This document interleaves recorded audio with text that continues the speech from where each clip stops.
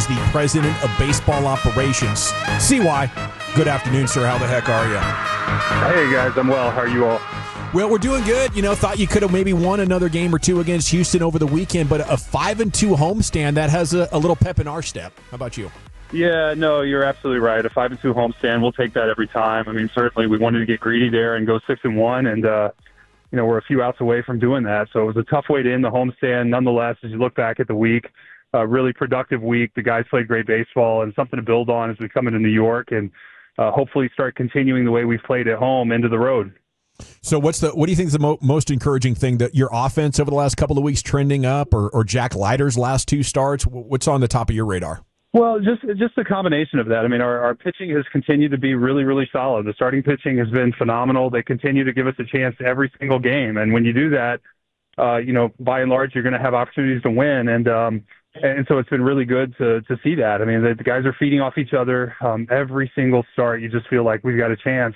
And now the offense starting to put together, more productive at bats. We're starting to slug a little bit more, and really without Cory. I mean, I want to highlight that we won these games without Cory Seager, and it was such an important piece to our offense. So I think we're seeing some positive signs. The key is that we keep going and build off this momentum, and continue to play better and better as the season progresses. What were your takeaways from Jack Leiter's start yesterday? So fun seeing him flirt with the no-no, but unfortunate the way that it ended. Yeah, I mean, it's hard to get no-hitters in the game, so you didn't really expect him to have that, but just to see him go out and compete against a really good Houston lineup and a interdivision rivalry, and seeing him compete and go and attack those guys, it was fun to see. So it was a great day for Jack, and we hope he builds off this start. But disappointing ending. Obviously, we wish we could have gotten him the win, but all in all, a great start for a young pitcher. Should be a confidence builder for him, and our hope is that he'll just continue to improve. And with his stuff, I wouldn't put it past one day for him to have the opportunity to finish a game like that.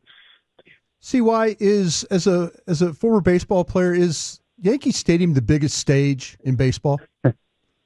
It's certainly one of them. It's a special place, and anytime you come to Yankee Stadium, New York City, it's a different atmosphere, and it's a great place to play as a visiting player. Yankee Stadium, especially when the Yankees are good, it's really special, and there's nothing like it. So it is a good test, especially for young players who have never been or pitched in that environment or played in that environment. But it is a really, really cool, unique baseball experience. How do you personally feel about the Yankees? Well, they're the New York Yankees. They're one of the storied franchises in all of baseball, and they're really good. They've got the best player in the game right now, in my opinion, with Aaron Judge, and it's going to be a great series. I think this is a great test for us. I'm really excited for this series.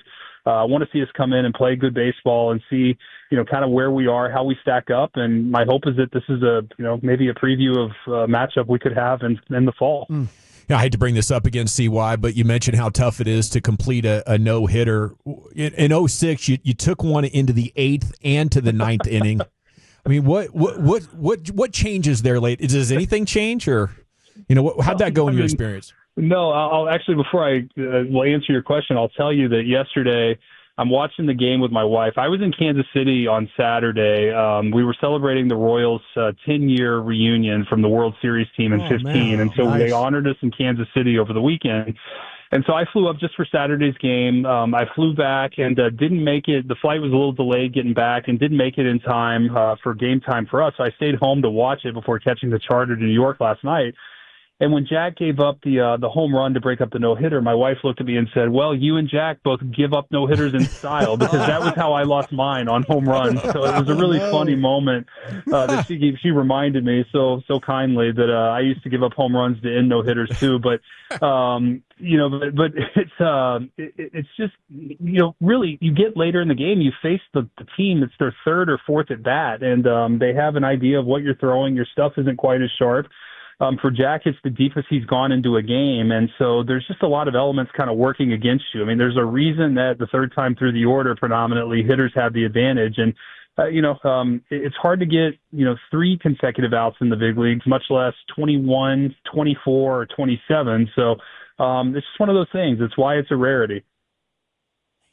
What's the update on Chris Martin right now, and what type of options or additions maybe do you foresee for the bullpen? Yeah, Chris is he's getting scans and doctor's appointments today. We should have some news here pretty soon. I think we're relatively optimistic that it's nothing major. It may be just a little bit of fatigue in the shoulder. I don't have full confirmation on that yet. I haven't talked to our team doctor, Keith Meister, yet, but Keith does such a great job. And we know that he'll be in good hands in terms of whatever the prognosis is from Keith, and we'll give him the appropriate time that he needs. I can't tell you if that's just a couple days or if that's going to be 2 weeks or what, but Chris has done a great job this year. He's been an important piece to our team, and we got to make sure we take care of him and get him right. Obviously, this past week we've had a couple scares with him. Something isn't feeling perfect in there, and we need to make sure that we get to the bottom of it and get him right. When it comes to what you have cooking on the farm as possible bullpen options for you, Cole Winn came up, gave you a little bit of a breather this weekend, and goes back down. Teodo was a name we were excited about at spring training and surprised. What can you tell us about stuff in AAA and AA that maybe you'd have options with? Yeah, I think the on-roster guys, Cole Winn, obviously we got to see a couple innings of the other night. And, if Chris Martin goes on the IL, then you'll likely see Cole recalled to fill Martin's place. So my guess is we'll see Cole again here soon. We also have Luis Curvelo, who is at AAA throwing very well right now. He's on roster and could be an option for us. And, beyond that, I'm not sure there's anybody that's right in line. I think those are the top two names. I think the biggest thing we're excited to do is really the progress we're making with Cody Bradford, John Gray, and Kamar Rocker. These guys are making great progress. They're coming along, and our hope is that, sometime in the next, hopefully month, that they're all three going to impact our big league team in some capacity. I can't tell you exactly what the roles are going to be. Obviously, the starting pitching is doing great right now. But getting three major league quality arms back is going to make our whole staff better. So we're on the right track there, and our hope is that they continue to make good recoveries. It's Chris Young here with you on The Fan. When you took over, what was it that you had to set out to fix with the pitching development, and what do you credit for maybe bringing that together to where it is today? Well, I think the credit goes to just the organization collectively. We have a lot of good people who have all played significant roles in making this come together. We've really identified the things that we think are most important with our pitching philosophy, making sure that we have continuity of development. That's one thing that every organization needs, and we've been able to have that over the last several years. Just that continuity with similar coaches, same coaching voices and styles. And the players really hear year over year the same message and the same priorities in terms of what we value. So our PD group has done a tremendous job. We have a number of people who have made significant contributions, including our bullpen coach, who was our former pitching coordinator, Jordan Teagues. We have director of pitching, Sam Niedorf, who's also been wonderful and instrumental. We've had scouting department who've really identified the traits that we want to see in pitchers. And then our coaches, our boots-on-the-ground coaches, who day in, day out are working with our pitchers and reinforcing the messaging and the prioritization of our goals and our key performance indicators, which are so important. And if you continue to harp on these things, the players start to hear it and they understand what they have to do to reach the big leagues. And so I think we're seeing that more than anything, just the consistency and the continuity of messaging and philosophy. And our coaches and PD group have done a tremendous job. Yeah, see, Wyman, you grew up a Ranger fan like we all have. And I think, our eye is we expect the Rangers to have amazing offense and they're going to hit. It's where's the pitching? Have we, and we've asked you every week, we're talking about the offense, and obviously the results haven't been maybe to our expectation. But have we not stopped and said, like, holy crap, this is historic what your starting pitching is doing right now? We've been begging for this. Well, it is, and it's fun to see, and I'm glad to see the Rangers starting pitching getting the credit they deserve because they have been phenomenal. But it does show you a little bit how, sometimes we all know about the game, and we did expect to have an offense that was going to be at the top of the league in terms of run production, and we're not there. There's a long way to go. We've got a lot of improvement to make, but it shows you at times that, none of us have this game figured out because we certainly weren't expecting the pitching to be this good, and we expected the offense to be a lot better. But nonetheless, this is a really good team. The guys are playing good baseball. This past week has been very, very encouraging. if we keep throwing the ball like we're throwing it, the offense is going to come around. We're going to win a lot of games. It's going to be a fun summer. What can you tell us about the two-way Korean international? Is it Sung Joon Kim? Is that how I say it? He's really fun. He's a really great job by our international group. We had some leftover money, and they did a great job of really making inroads with him. This is a player who may have been one of the top picks in the Korean amateur draft this year, and so he decided to forego that to join the Rangers. He's a two-way player, a very good defensive shortstop, and has a very good arm as well. And it was great having him and his family into Globe Life Field this weekend. And we're excited to see his progress. I mean, he's 18 years old. There's a long way to go, but nonetheless, to have a talent like him added to the system, it's pretty exciting. And we'll continue to develop him as a two-way player and see where it leads. So just a couple injury updates, housekeeping as we're heading off here. Evan Carter, Kamar Rocker, and our guy Sporzy, who was so great with us last week. Man, conversating with him is tremendous.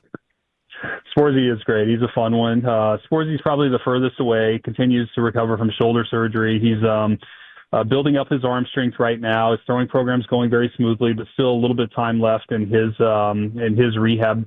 Evan has a quad strain. He's going to be 10 days at the minimum, maybe closer to 2 weeks, something we need to get right. His legs are so important to his game. We want to make sure that we find a way to make this heal completely so that he comes back and he can impact the game, with his speed on the bases, defensively in the outfield. It's really important for Evan and his game that we get this right. On the pitching front, I mentioned Rocker and Bradford and Gray are all doing really, really well. Our expectation is Kamar will be out on rehab this week, building back up his pitch count. He threw a live BP yesterday. It went well.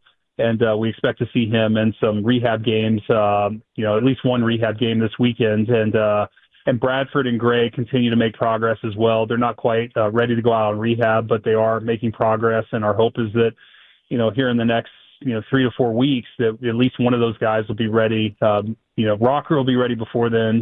Bradford and Gray, hopefully in the next 3 to 4 weeks to impact our team. And how about our guy, Cory Seager? Cory's doing well. We're attacking this hamstring. He's been very diligent with his rehab. He continues to make progress. We're going to make sure we get this right. We probably rushed it a little bit last week. We thought we could manage the game speed, and sometimes the game requires you to do some things that you can't quite manage in a controlled way. And so we're going to make sure that he passes all the tests and that we hopefully put this to bed and don't deal with it again throughout the year. But he's obviously so important to our team.